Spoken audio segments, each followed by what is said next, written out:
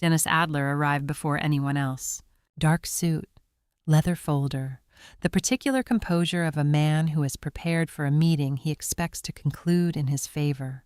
He had known what Harlow Hill Farm was worth since 2 years ago, when he had quietly arranged for a real estate assessment without telling his mother.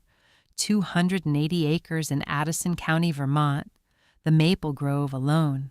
He had known the number and had been patient with it the way a man is patient with a number he expects to eventually collect.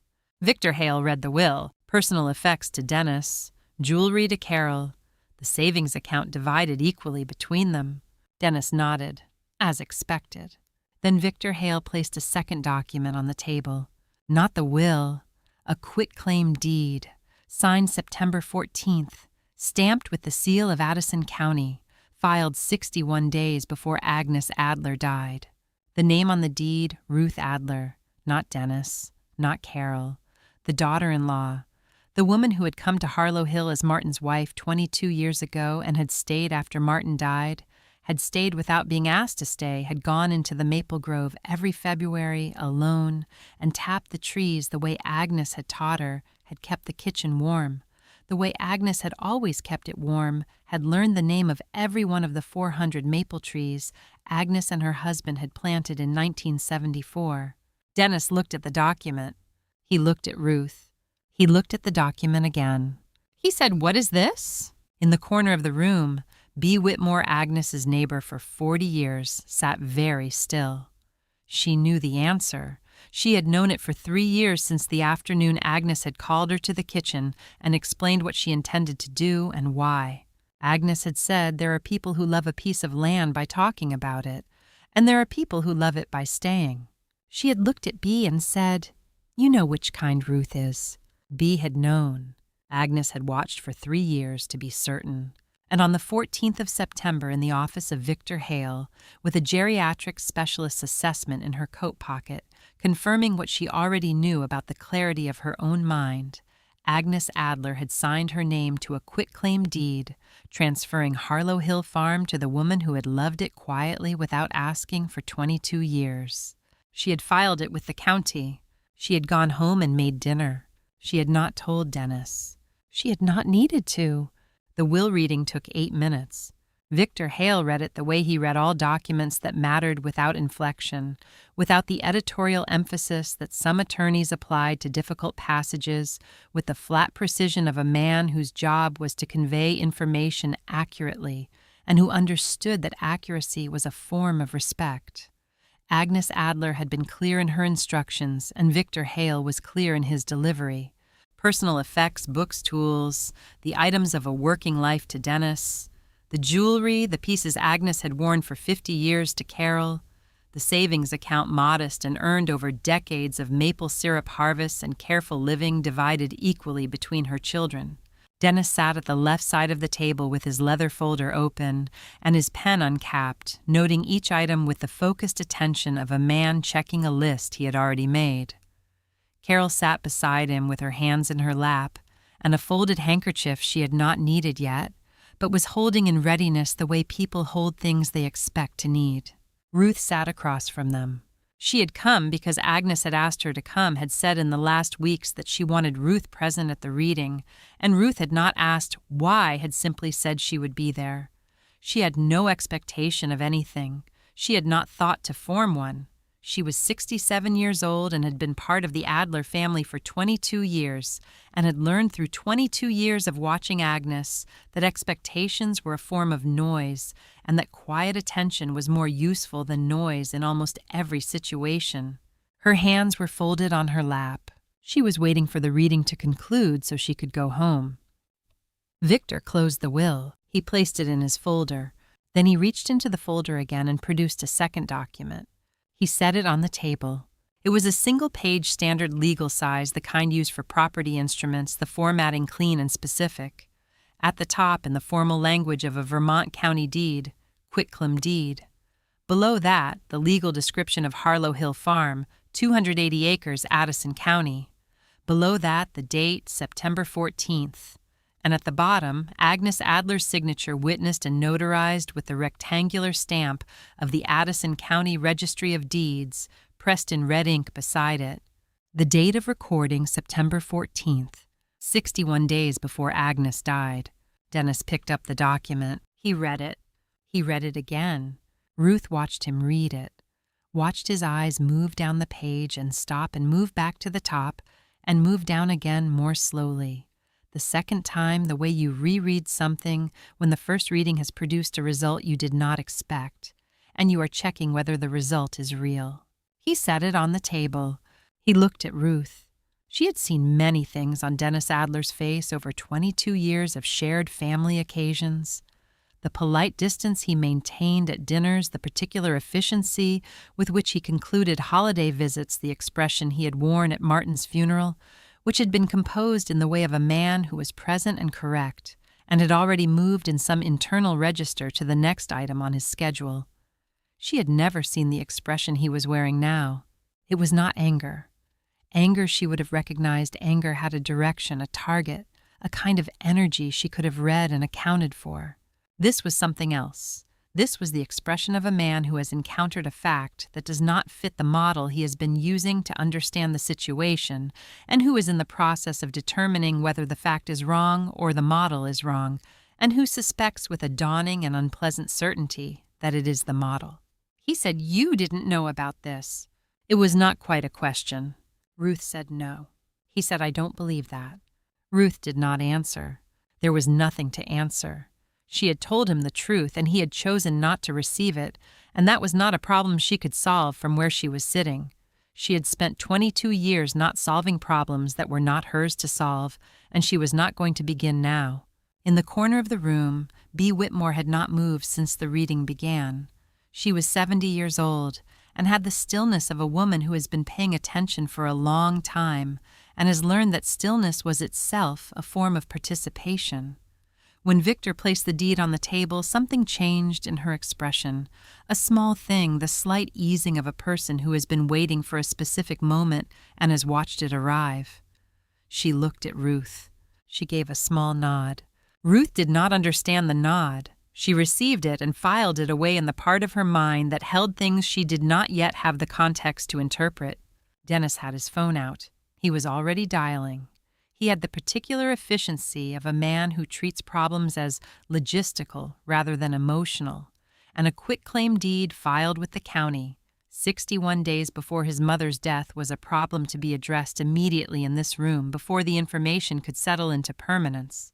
Ruth watched him and thought about Agnes. She thought about Agnes in the last years, the specific quality of Agnes's attention during that time, the way she had watched things without appearing to watch them, the way she had asked questions that seemed idle and were not.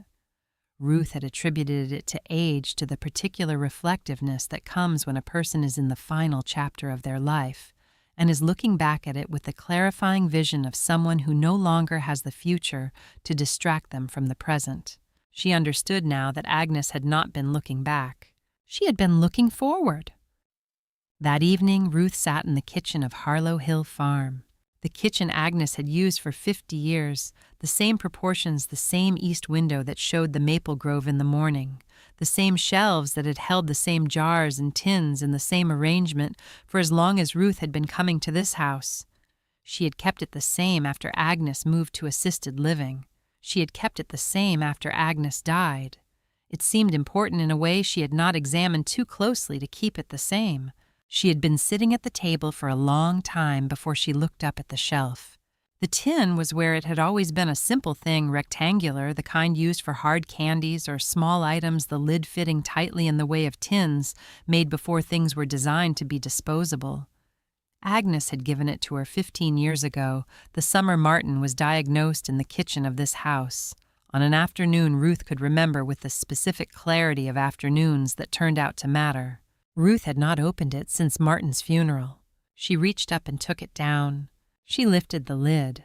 Inside the recipe cards Agnes had promised the small folded papers with her handwriting, and tucked inside the lid where Ruth had placed it 15 years ago and had not thought about since, a piece of paper folded into quarters. She unfolded it. Agnes's handwriting. Clear, precise, the writing of a woman who had been educated when penmanship was considered a form of character and had maintained that standard throughout her life. For the woman who will keep this kitchen warm after I'm gone. Ruth read it. She read it again. She set it on the table in front of her and looked at it and thought about Agnes, standing in this kitchen 15 years ago, handing her a tin of recipe cards and saying something that Ruth had received as sentiment and now understood differently, not as sentiment but as observation, as the first notation in a record Agnes had been keeping for a long time, the record of a woman who watched and measured, and came eventually to a conclusion. Agnes had known 15 years ago. She had waited until she was certain, and then she had acted. The kitchen was quiet around Ruth.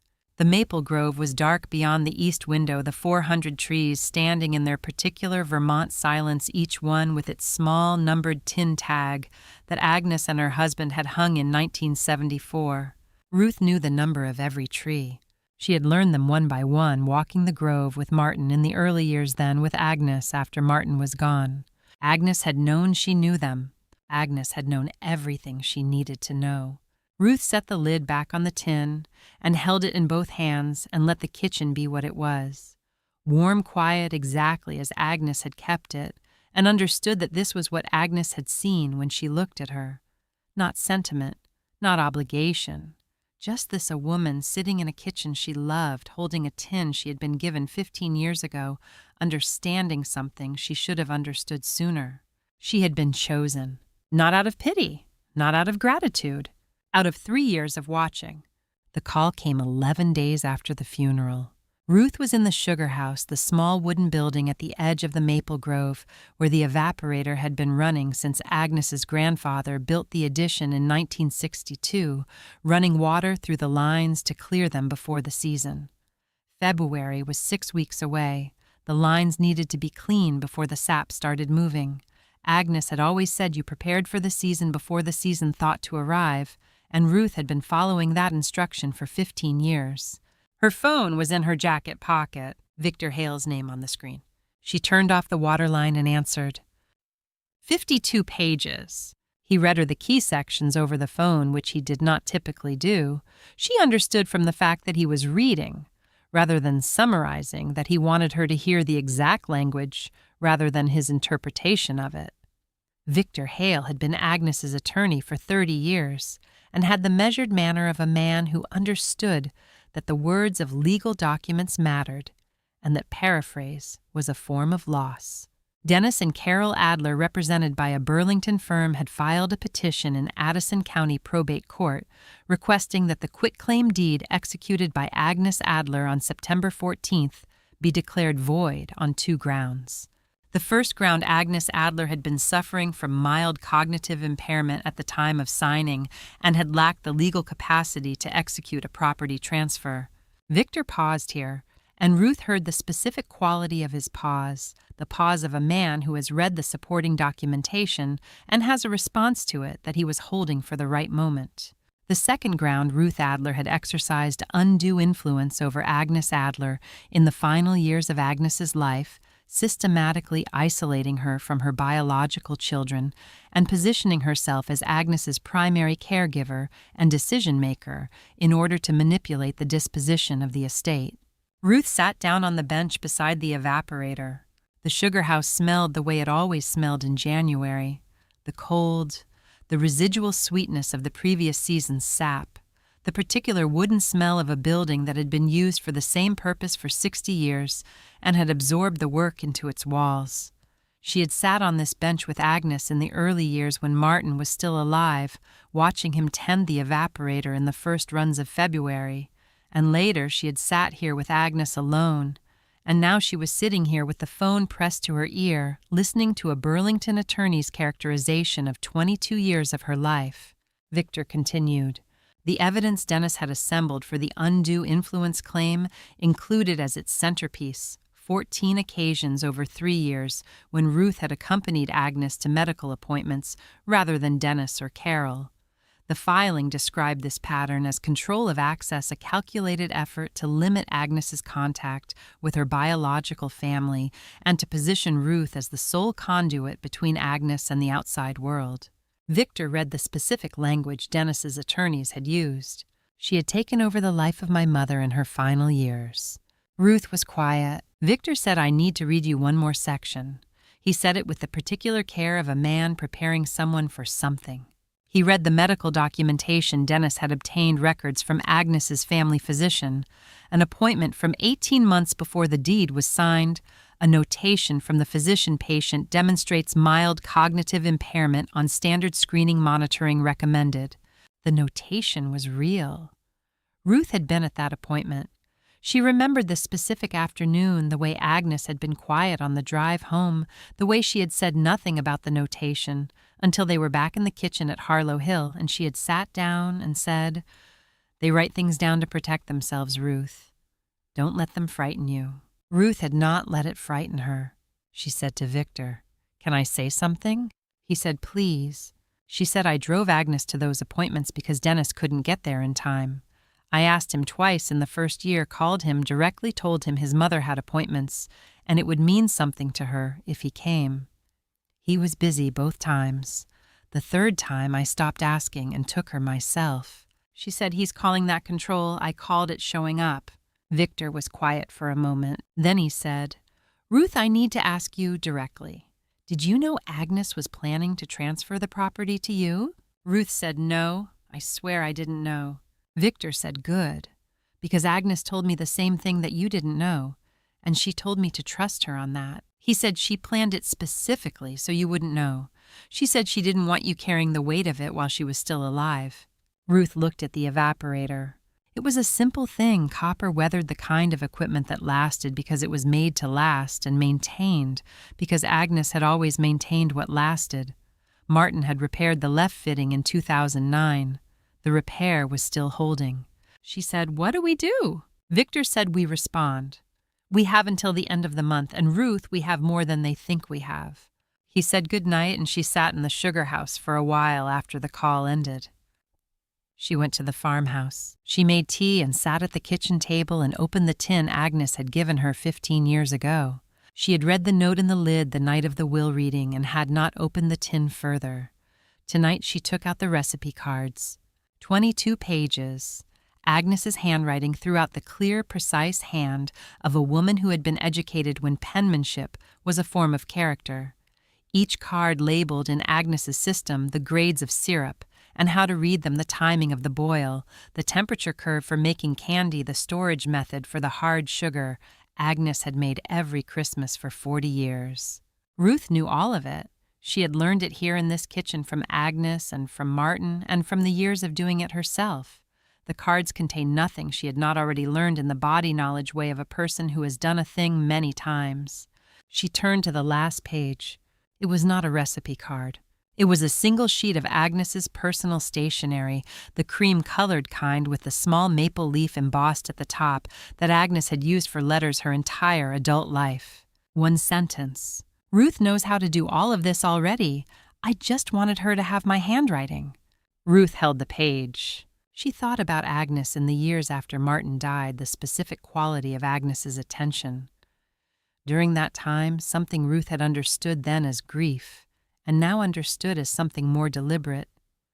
She thought about a winter afternoon, 8 months after Martin's funeral, standing alone in the sugar house running the first taps of the season, and Agnes appearing in the doorway without announcement and standing there watching her work for a long time without speaking. Then Agnes had said, "Martin loved this place because you loved it first. Do you know that?" Ruth had said she didn't know that. Agnes had said, "He told me the year you married him. He said you walked the grove the first time and asked the name of each tree. He had never seen anyone do that before. He said that was when he knew." She had turned and walked back to the farmhouse before Ruth could respond. Ruth had stood in the sugar house and held the tap she had been about to place and thought about Martin asking her the names of the trees, and about Agnes watching her from the doorway, and about the fact that Agnes had been paying attention all along. She was still paying attention, apparently, for 3 more years after that. Ruth set the last page of the tin beside her tea. The kitchen was warm and quiet. Outside, the maple grove was dark. 400 trees, each one numbered, waiting for February. She knew all their names. Agnes had known she knew them. And somewhere in the Addison County Registry of Deeds, a quitclaim deed bore a date in September and a signature in Agnes's clear, precise hand that said, "I saw what I needed to see, and I acted on it, and the land belongs to the woman who loves it the way it deserves to be loved." Ruth would be ready when the month ended. Victor had said they had more than Dennis thought. She believed him. B. Whitmore called at 7:30 in the morning. Ruth had been up since 5. She had not been sleeping well since the will reading, not from anxiety exactly, but from the particular wakefulness of a person whose life has shifted and who has not yet found the new balance of it. She had been in the kitchen with her coffee, watching the maple grove come into the early light, the 400 trees in their January state bare, and patient in the specific way of trees that have been through many winters and expect to be through many more. She answered on the second ring. B said, "Come have coffee with me before you go to Victor's. Agnes wanted me to tell you something. I've been waiting for the right time, and I think the right time is this morning." Ruth said, "I'll be there at 8. B. Whitmore's house was a quarter-mile down the road from Harlow Hill, close enough to walk in good weather, which Ruth had done many times over the years. She drove this morning because the January ground was iced and because she was already carrying more than she wanted to carry and did not want to add a fall to it. B's kitchen was the kitchen of a woman who had been cooking in it for 40 years, not organized for efficiency, but arranged around the logic of a particular life, everything in the place where it made sense to the person who used it. She had coffee made and a plate of something on the table, and the particular quality of welcome that does not require announcement. They sat. Bee wrapped her hands around her cup and looked at it for a moment before she began. She said 3 years ago Agnes called me over. It was a Tuesday afternoon in October, and she had made the good tea, the kind she made when she wanted to have a serious conversation rather than a social one. I knew when I saw the teapot that she had something to say. She said Agnes told me she was going to do something that Dennis and Carol wouldn't understand. She said she needed someone to know the real reason. Not the legal reason those were Victor's job. The real reason. Ruth held her coffee cup. Bee said she told me about Dennis first. 2 years before that Tuesday in October, so roughly 5 years ago now, Agnes had been sitting in the kitchen at Harlow Hill when Martin was in the hospital for the 3rd time. She had been on the phone, she told B, and she had heard a conversation she was not meant to hear. Dennis had been in the living room, and Agnes had picked up the kitchen extension for something else, and Dennis was already on the line, speaking to someone whose voice she didn't recognize. She had stayed on the line quietly. He was asking about land values in Addison County. He was asking about the process for selling agricultural property with an active maple operation. He was asking how quickly a sale could be arranged after a death in the family. Martin was still alive when Dennis was having that conversation. B said Agnes didn't say anything to Dennis. She told me she just hung up the phone and stood in the kitchen for a few minutes and then went back to the hospital. She said she understood from that moment what she was dealing with. Ruth set her cup down.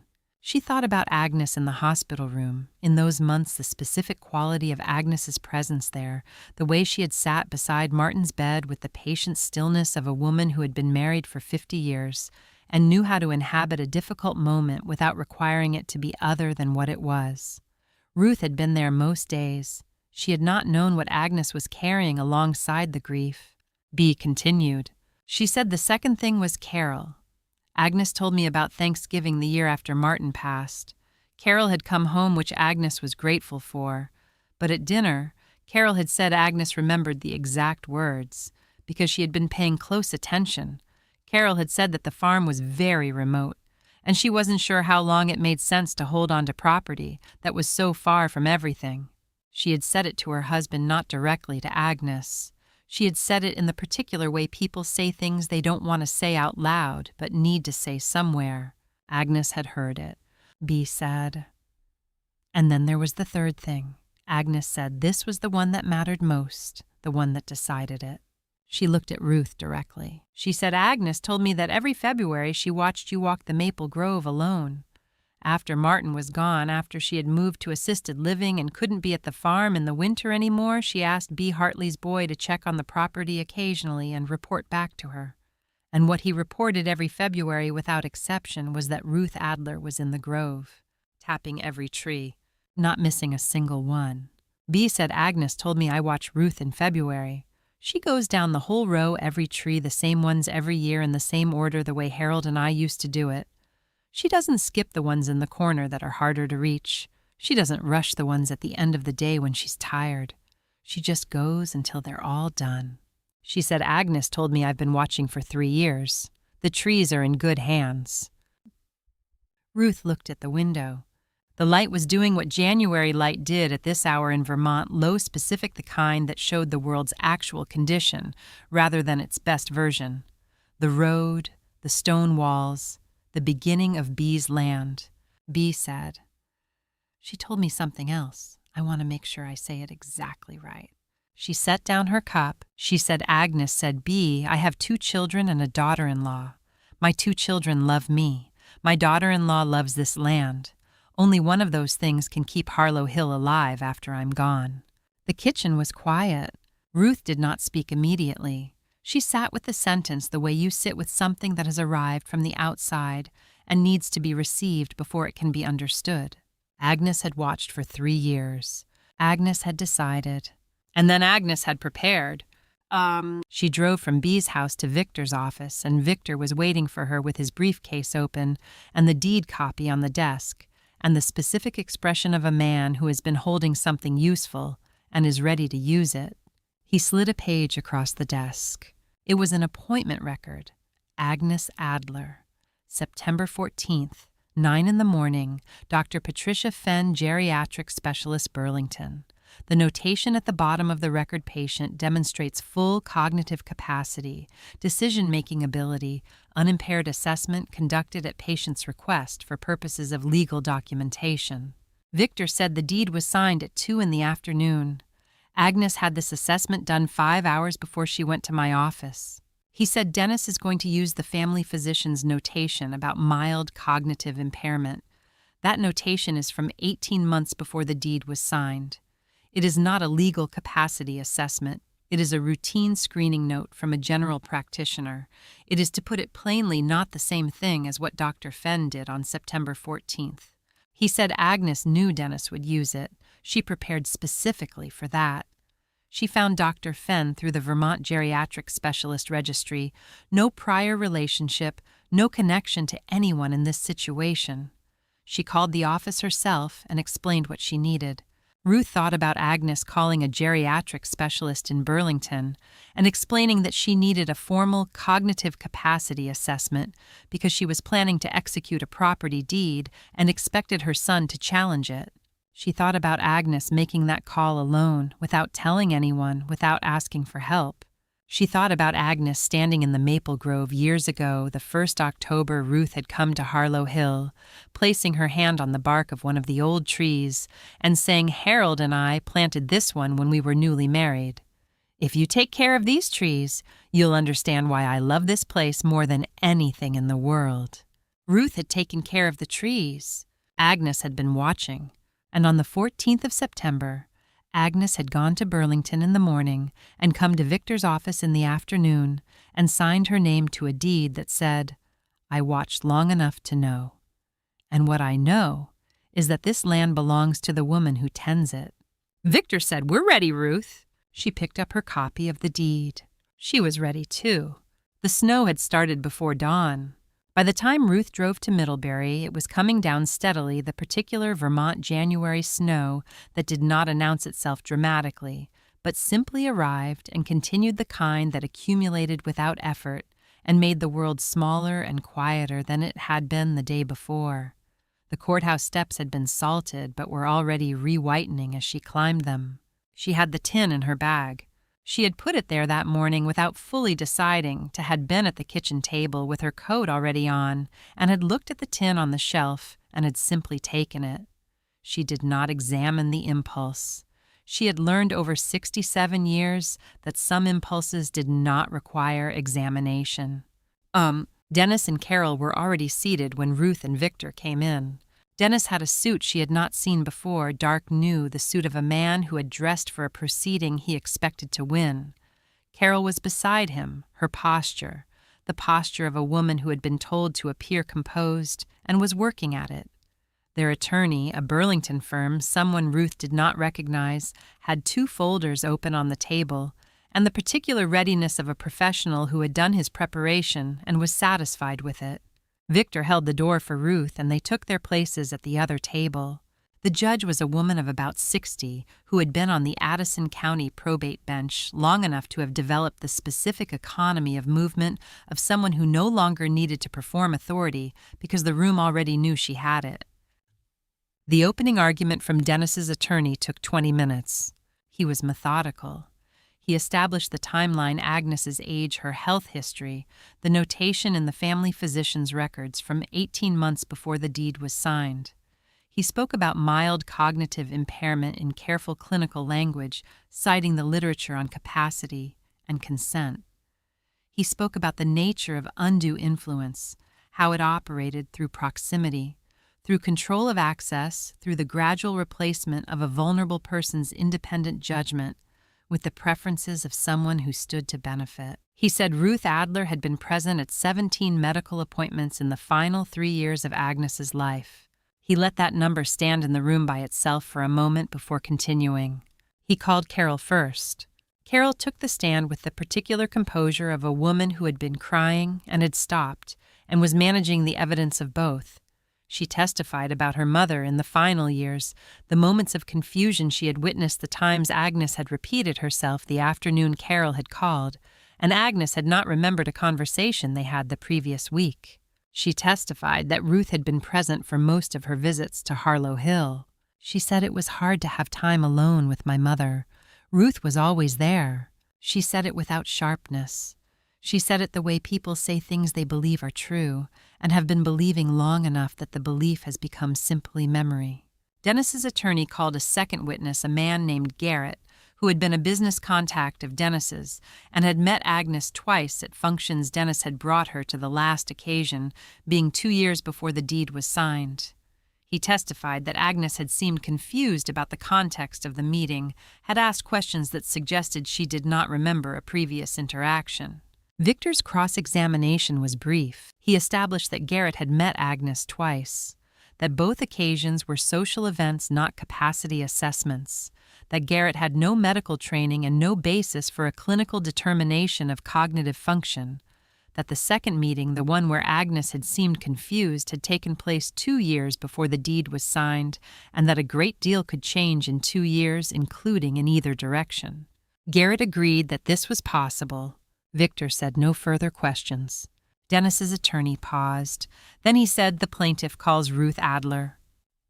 The stand was a simple wooden chair, elevated slightly from the floor, not dramatic, not designed to intimidate, simply the practical arrangement of a room built for testimony. Ruth sat in it the way she sat in most places, with the specific economy of someone who does not use more of a space than she needs. Dennis's attorney stood. He said, "Mrs. Adler, in the 3 years before Agnes Adler's death, how many times did you accompany her to medical appointments?" Ruth said 17 times. He said, "And Dennis Adler, her son, how many times did he accompany her?" Victor stood. He said, "Objection. Assumes facts not in evidence." The judge looked at the question for a moment. She said, "I'll allow it. The witness may answer." Ruth looked at the attorney. She said, "I don't know how many times Dennis went. I was there for 17 appointments. What Dennis did when I wasn't present isn't something I can speak to." The attorney moved on. He asked about the nature of her relationship with Agnes in the final years, how much time she spent at Harlow Hill, how often Agnes asked her assistants whether Ruth had been present when Agnes spoke with Victor Hale about estate matters. Ruth answered each question the same way she answered questions she had been answering her whole life, directly, with the minimum words needed to be accurate without elaboration or performance. Then he said, "Mrs. Adler, did you know Agnes was planning to transfer the farm to you?" Ruth said no.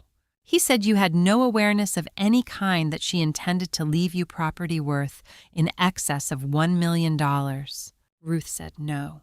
He said, "You don't find that surprising that someone would transfer property of that value without any prior communication to the recipient?" Ruth said, "I find it like Agnes." He paused. He said, "You don't find it unusual to inherit a farm valued at over $1 million. Ruth looked at him.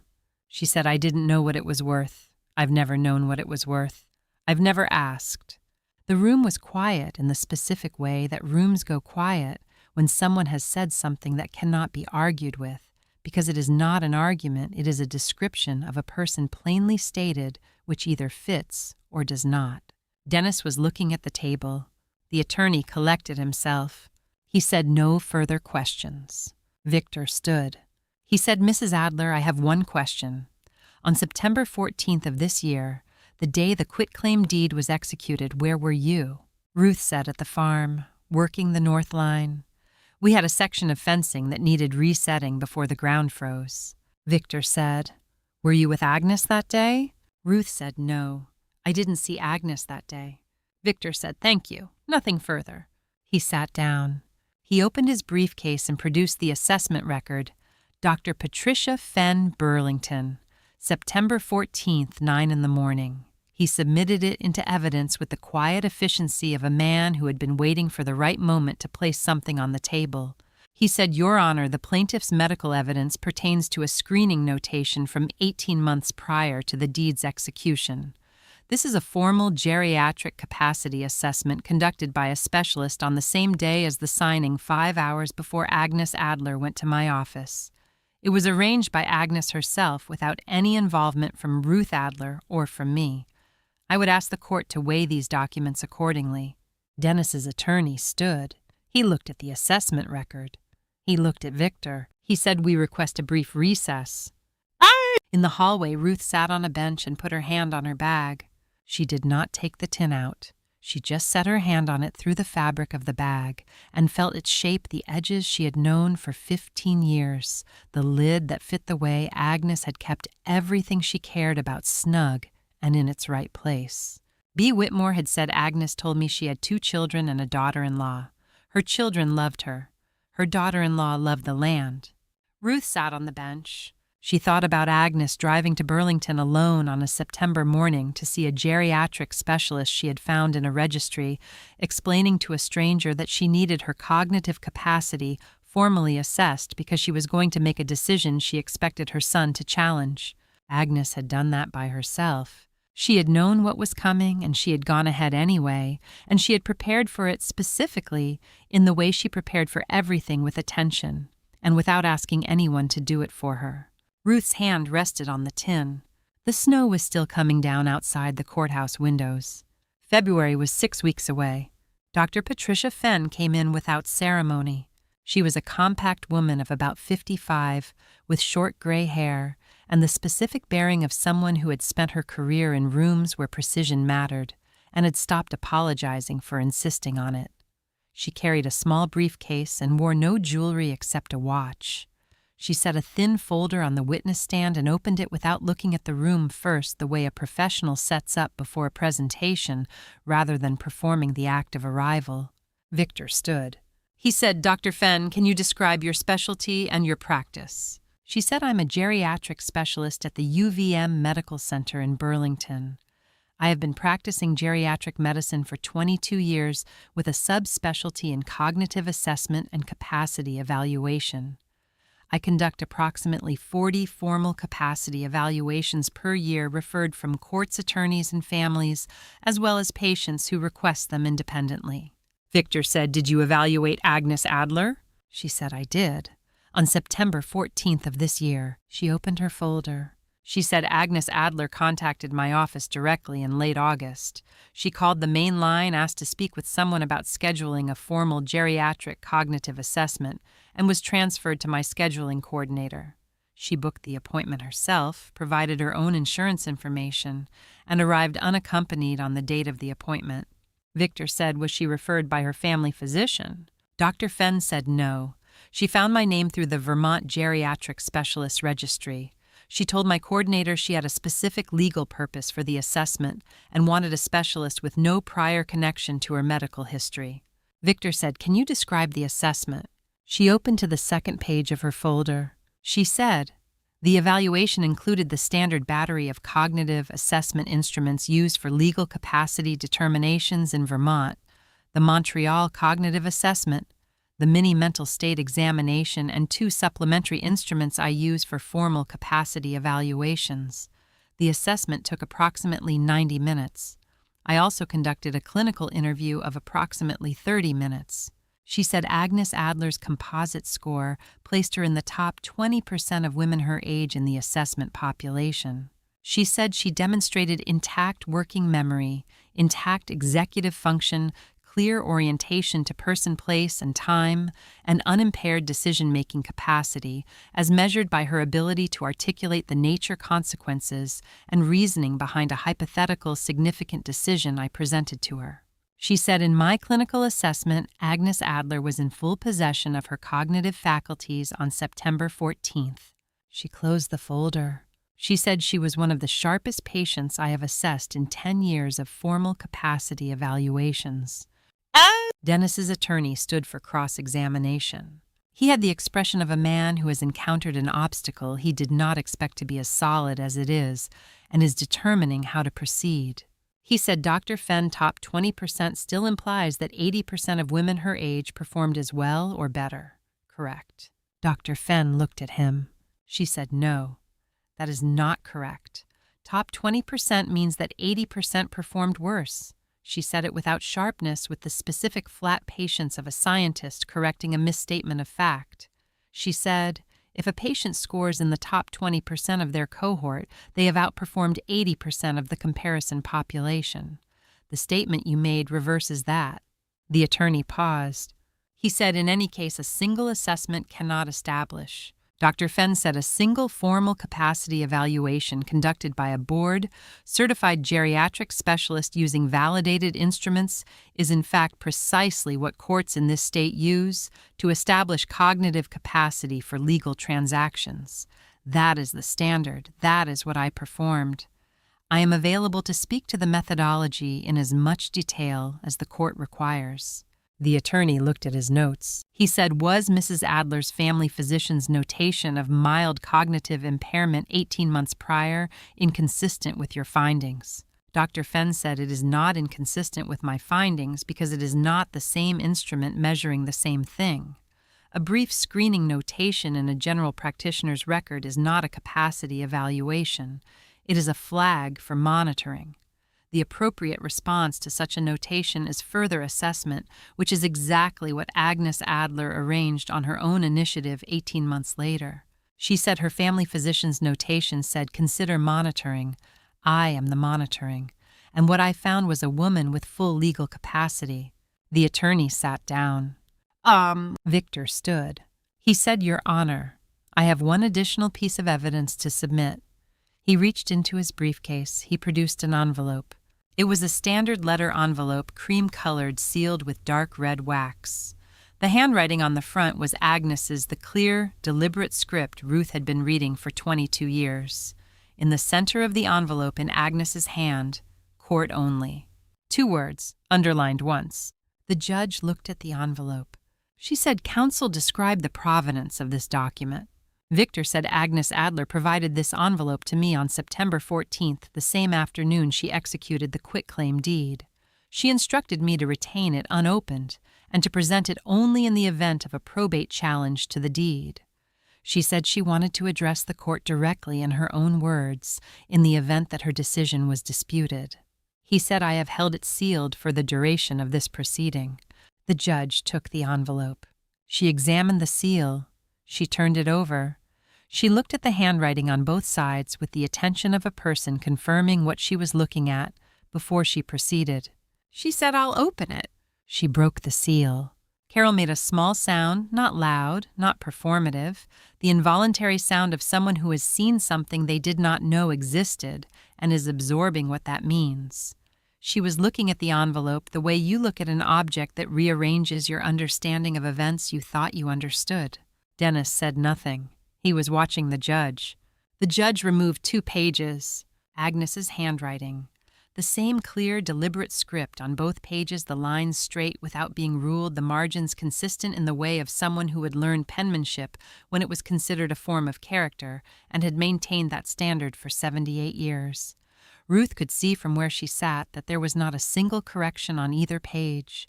No crossed-out words, no inserted lines, no hesitations made visible in ink. Agnes had written it the way she did everything she was certain of.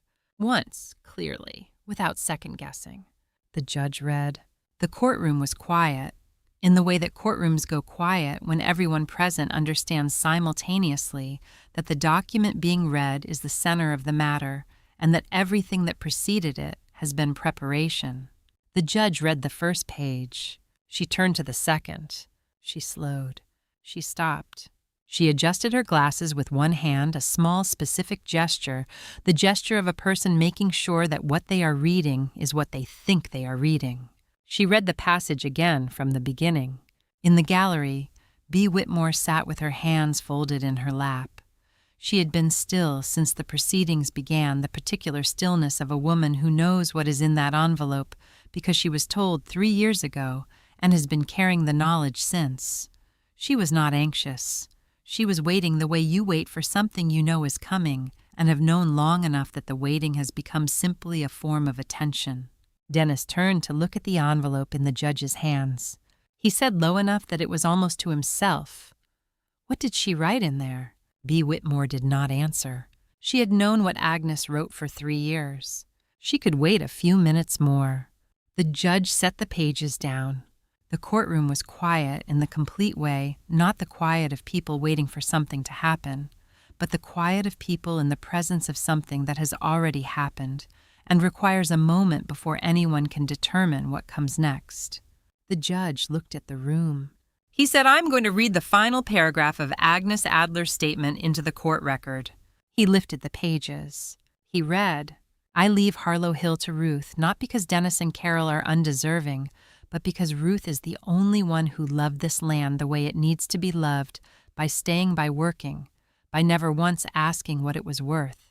The words entered the room the way certain things enter a room, not dramatically, not with the force of an argument, but with the specific weight of something true, stated plainly, which is a different kind of force entirely.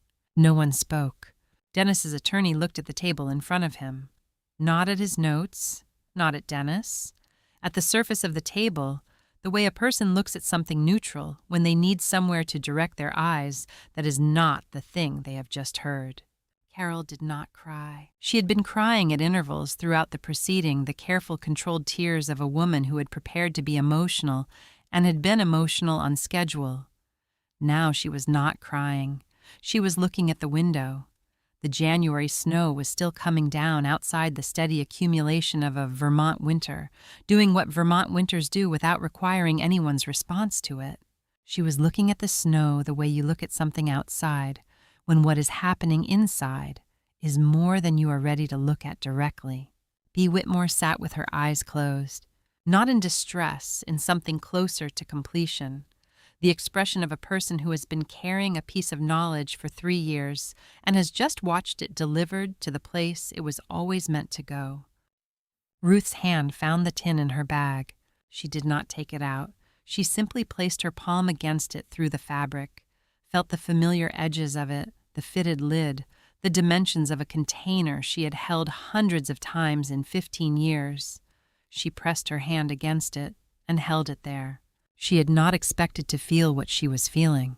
She had expected, if the proceeding went as Victor believed it would go, something like relief. The specific exhale of a thing resolved a weight set down. What she felt was not that. What she felt was the specific, complete recognition of having been seen, not in the courtroom. Agnes was not in the courtroom. Agnes had been gone for 2 months and would not be coming back. What Ruth felt was the recognition of having been seen years ago, quietly, by a woman who had watched her work and had not said anything, had not offered praise or acknowledgement, had simply watched and noted and concluded, and had then, in the last year of her life, arranged the world so that the seeing would outlast her. Agnes had known. Agnes had known and had never said so because she did not need to say so. Because the knowing was not a gift she was giving Ruth, it was a conclusion she had reached, and conclusions did not require announcement. Ruth's eyes were warm, not because she had won, because Agnes had looked at her for 3 years, looked at her the way Agnes looked at the maple grove in early spring to determine which trees were ready and which needed another season, with the patient, accurate attention of someone who understands that the most important assessments cannot be rushed and had seen something worth keeping. Agnes had looked at her and known. That was the thing that required the tears. The judge set the pages flat on the bench in front of him. He looked at the room for a moment. He said, "Is there anything further from the defense?" Victor said, "No, Your Honor." The judge looked at Ruth. He said, "Mrs. Adler, do you have anything you'd like to say?" Ruth looked at him. She said, "No, Your Honor." Agnes said, "Enough." The judge held her eyes for a moment. He nodded. Not the nod of a judge acknowledging a witness. The nod of a person who has heard something that will stay with him, the specific small gesture of someone marking a moment as one they intend to remember. He said almost to himself in the register of a statement not meant for the record, but entering it anyway, "I've presided over property disputes for 19 years. I've never read a statement like that one." He was quiet. Then he reached for his pen. Dennis stood before the judge spoke. He stood the way a man stands when he has understood what is coming and has decided that his dignity requires him to be already standing when it arrives. He looked at Ruth once, a long look, the look of a man trying to understand something he had been close to for decades and had never managed to see clearly. She looked back. She did not offer him anything in the look, not comfort, not triumph, not the performance of either. She simply looked back with the same steady attention she had been giving things her whole life. He turned and walked out. The door closed behind him. Carol sat for 10 seconds. Ruth counted them without meaning to the specific stillness of a woman in a chair who is not yet ready to stand, who needs those 10 seconds to complete something internal before she can move. Then Carol stood. She did not look at Ruth. She picked up her coat and her bag and walked to the door. She paused at the door. She did not turn around. She stood there for one moment, her back to the room, her hand on the door. Then she went through it. The room was quiet. Bea Whitmore opened her eyes. She looked at Ruth. She smiled the small, specific smile of a woman who has been waiting for a long time to see a thing completed and has just watched it complete. Ruth's hand was still on the tin. Agnes had stood in this kitchen 15 years ago and handed her a tin of recipe cards and said, "I just wanted you to have my handwriting." She had not needed to say more than that. She never had. The coffee shop was on Main Street, 3 doors from the courthouse. It was the kind of place that had been in Middlebury long enough to have stopped trying to be anything other than what it was: mismatched chairs, good coffee, the particular warmth of a room that has been heated through many Vermont winters and has settled into its own comfort. Victor chose a table by the window. Outside, the snow was still coming down with the patient persistence of a January storm that had decided on its duration and was keeping to it. He ordered without asking. 3 coffees, a plate of something. The specific hospitality of a man who understood that the hour after a difficult proceeding required warmth and sustenance before it required conversation. They sat for a moment without speaking. Then Victor wrapped his hands around his cup and said, "I'll tell you everything. From the beginning, Agnes would want you to know." She had called him on a Tuesday afternoon in October 3 years ago. He had known Agnes for 30 years, had handled the farm's legal matters since Harold was alive, had sat at the Harlow Hill kitchen table through 3 decades of the ordinary and extraordinary legal needs of a working farm. He knew her voice, and he knew the quality of her voices, the difference between the voice she used for routine matters and the voice she used when she had decided something. She was using the second voice. She said, "Victor, I need to come in. I have something I want to do, and I want to do it correctly, and I need you to not tell anyone until I say so." He had said, "Come Thursday." She had come Thursday. She had sat across from him and told him what she had been watching for 2 years and what she had concluded and what she intended to do about it. She had brought notes, Victor said. Not a diary, not impressions. She had written things down systematically, dates, what she had observed, what she had concluded from the observation, the way she kept the Grove records, the way Harold had kept the farm accounts, that kind of notes. He said the first entry was the day Dennis called a real estate consultant. Agnes had been on the kitchen extension when Dennis was in the living room. She had picked up the phone for another call, and Dennis was already on the line. She had stayed on and listened and then hung up quietly and stood in the kitchen for a few minutes before she went back to the hospital to sit with Martin. That evening, she had written down the date, what she had heard, and one sentence of conclusion: Dennis knows what the farm is worth. He has been thinking about it for a while. Victor said the second entry was after Thanksgiving. Carol's comment about the farm being too remote to manage. Agnes had not reacted at the table. She had passed the bread and asked about Carol's children and refilled water glasses and done all the things a hostess does. And that night she had written down what Carol had said, and another sentence: Carol does not see herself here after I'm gone. She sees a problem to be solved, he said. And then there was the third entry. This one she described to me in the most detail. He set down his cup. He said, Agnes told me that the first February after Martin died, she was awake early and looked out her bedroom window.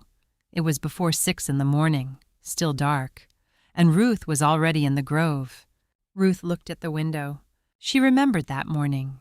She had not slept well, had not been sleeping well in those months, and had gotten up before the light because the grove was where she needed to be. She had not thought about whether anyone would see her. She had not thought about anything except the trees and the work and the fact that Martin was gone and the season was coming regardless. Victor said Agnes watched from the window. She said you went down the whole row, every tree, the ones in the corner that were harder to reach, the ones at the end when you'd been at it for hours. She said you didn't rush any of them. He said Agnes wrote in her notes that morning Ruth was there before the light. She didn't know I was watching. That's the one that matters, the things people do when they don't know anyone is watching. He said Agnes told me that was the entry that decided it.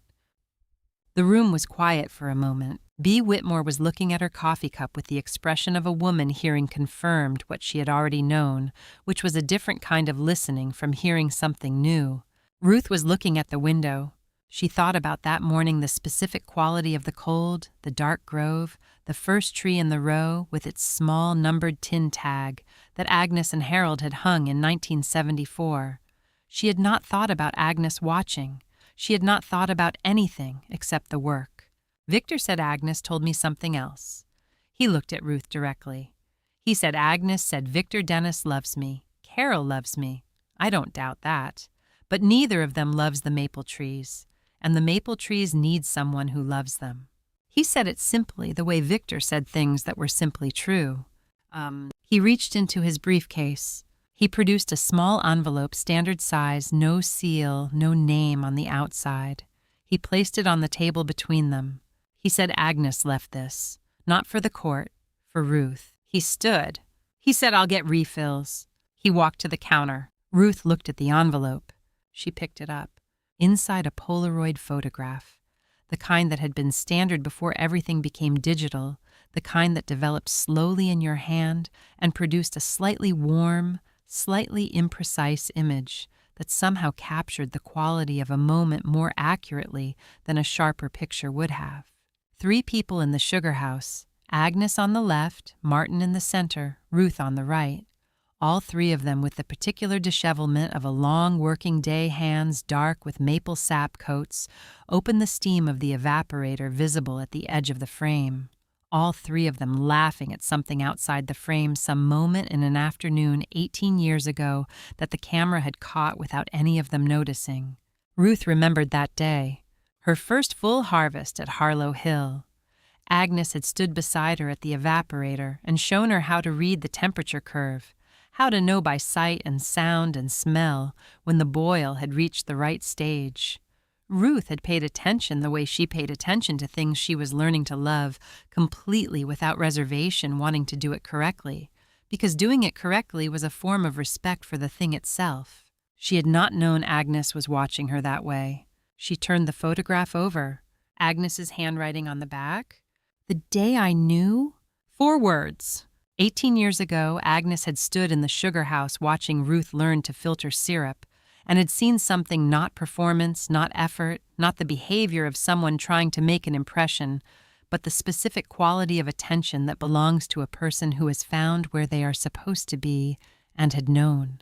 Had known 18 years ago, had watched for 15 more years to be certain, and had then, in the last autumn of her life, arranged the world accordingly. Victor came back with the coffees. He sat down. He looked at Ruth and at the photograph in her hands and did not say anything, because there was nothing to say that Agnes had not already said more completely. Outside, the snow was still coming down over Middlebury. In 6 weeks, the ASAP would start moving. Ruth held the photograph and thought about 400 maple trees standing in the February cold, each one with its small numbered tin tag, waiting for the person who knew their names to come and tap them. She would be there.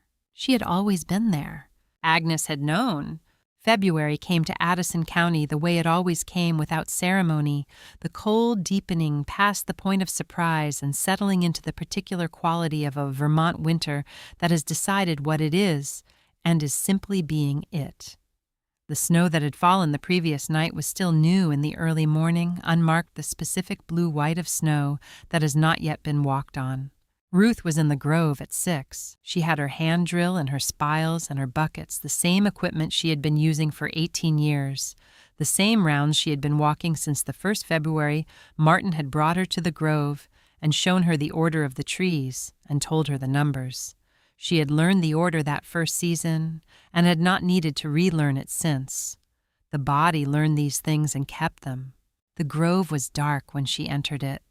The sky above the ridge was the particular blue-gray of a February dawn that was coming but had not arrived, the light that was not yet light, but was the promise of it, the sky making its preparation before the sun came over the greens. She went to the first tree. It was the oldest one, the one Agnes and Harold had planted in the spring of 1974, the year they were building the sugar house and planting the grove that would take decades to become what they intended.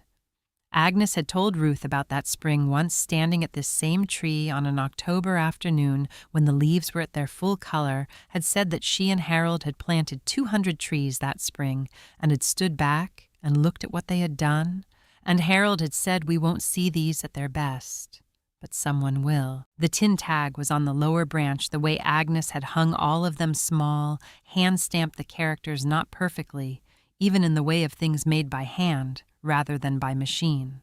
H&A 1974. Ruth fitted the bit and drilled. The wood gave in the specific way of maple in February, firm cold, the resistance of a living thing in its dormant state. She worked slowly the way Agnes had taught her to work with the trees, without forcing, letting the tool do what the tool was meant to do. The tap went in clean. She hung the bucket. The first drop of sap fell. Clear, slow, not hurried by anything. She stood and watched it and did not think about the courtroom or the deed or Dennis or the 52-page filing that had been responded to and resolved. She thought about the sap, about the fact that the tree had been storing this all winter, taking what the cold had given it and holding it, and that the first warm days had started it moving upward through the wood in the way things move when the season finally says they can. Agnes had said once, the maple doesn't know it's making syrup. It's just doing what it does. We're the ones who decided it was worth collecting.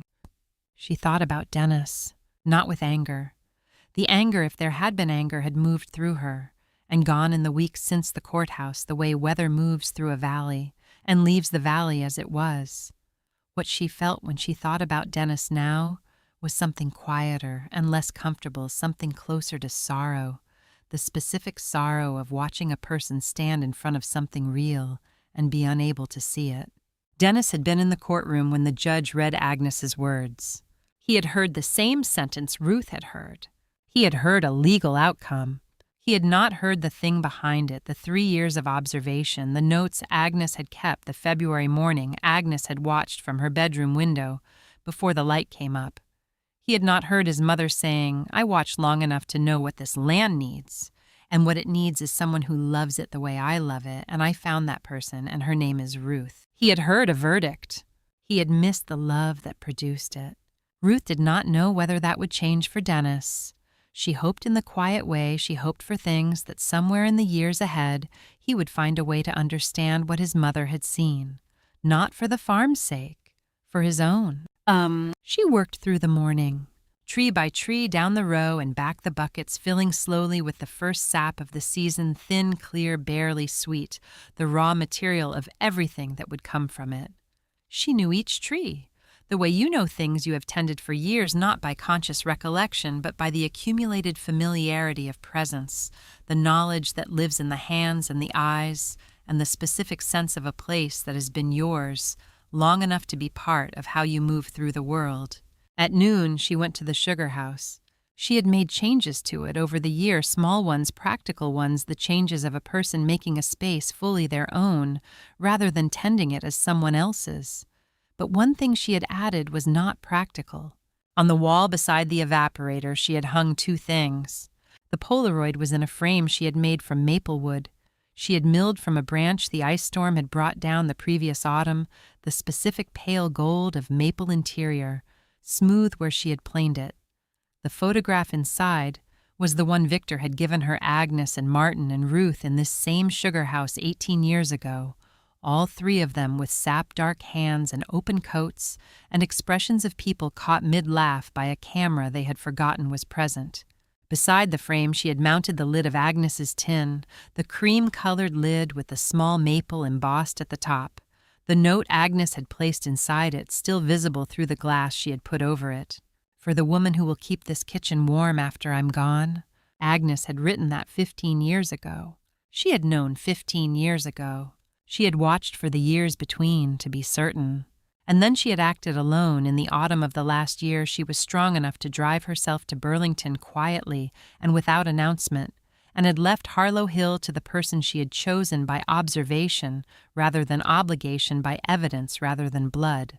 Ruth stood in the sugar house with the evaporator warming and the buckets of first sap waiting and the two framed things on the wall and the 400 trees outside in the February morning, each one with its small tag, each one known to her by number and history and the specific character that comes from standing in the same ground for decades and becoming thoroughly what you are. She looked at tree number 1 through the window. She said quietly to the tree, not to Agnes, not to Martin, not to anyone who was not there, just to the living thing outside the glass that had been growing since 1974 and intended to go on. Agnes said, "I never asked what it was worth." She was right. I still don't. The sap was moving. The season had begun. Harlow Hill knew who it belonged to. It had always known. Ruth had simply been there long enough for the knowing to become the kind of fact that gets written down in a deed and read aloud in a courthouse and entered into the permanent record of Addison County, Vermont, on a January morning when the snow was coming down and a judge adjusted his glasses and read a dead woman's words to a room that needed to hear them. She put on her coat. She went back to the trees. There were 399 left to tap. She had all day.